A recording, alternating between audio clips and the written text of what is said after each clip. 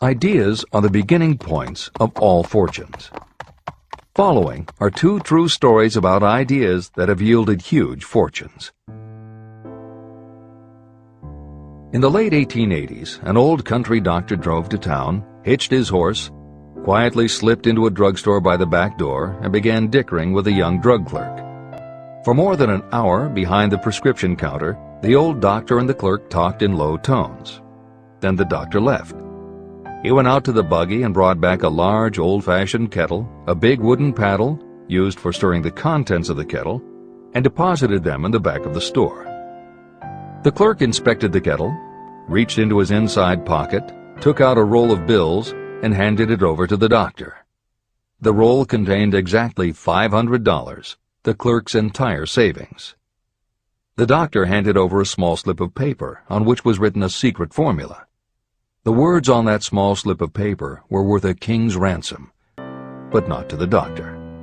Those magic words were needed to start the kettle to boiling, but neither the doctor nor the young clerk knew what fabulous fortunes were destined to flow from that kettle.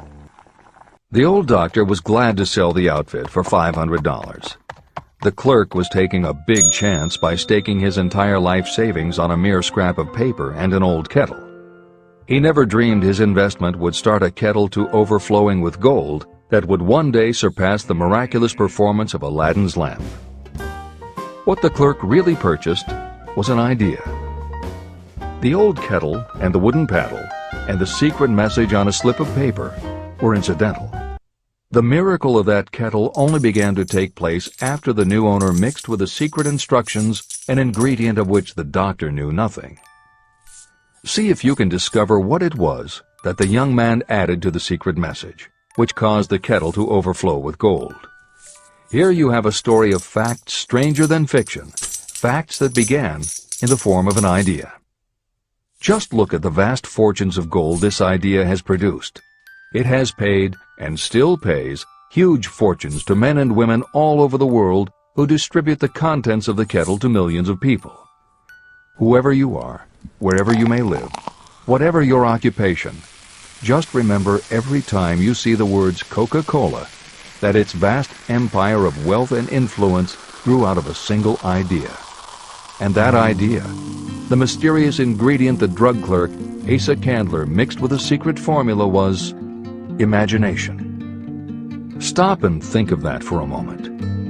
Keep in mind that the steps to riches described are the very same principles through which the influence of Coca-Cola has been extended to every city, town, village, and crossroads of the world.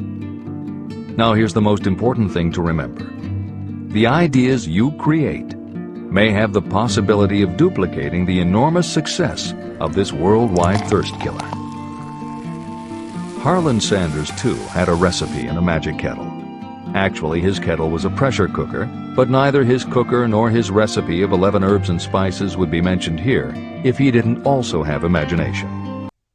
Harland Sanders owned and operated a successful motel and cafe in Corbin, Kentucky. Then, when the new interstate highway came through, it bypassed Sanders' location. In a short time, his business went broke, leaving him with little more than his recipe for fried chicken and a way to make it quickly in a pressure cooker. At 62 years of age, the Colonel, as people called him, had to find a new way to make a living. That's when the magic ingredient, imagination, came in. He decided he wasn't going to sell fried chicken anymore. Instead, he would sell his method for making it. He packed his recipe and cooker into the back of his car and hit the road to demonstrate his fried chicken to other restaurant owners. In the first 2 years, he managed to sell 5 franchises. 2 years later, he'd sold 200. 4 years later, he was up to 600 locations when he was approached by an investment group to sell his company. Recognizing that the magic wasn't just in the kettle or the recipe, the new owners asked Colonel Sanders to stay on as spokesman for the company, which he did until his death in 1980. Today, there are almost 12,000 KFC locations in more than 80 countries with sales of nearly $10 billion a year. Debbie Fields was a 20-year-old housewife who loved to bake cookies. She had no formal education and no business experience, but she had a recipe and an imaginative idea that people would like to buy fresh, hot, soft cookies from a walk-up store. The business people and bankers she approached told her she was crazy, but she and her husband continued to pitch her idea to banker after banker until they finally wore one down enough to give Debbie Fields a loan to open a store in Palo Alto, California. By noon on her first day, she still hadn't sold a cookie, so she went out into the street and gave away samples. That did it.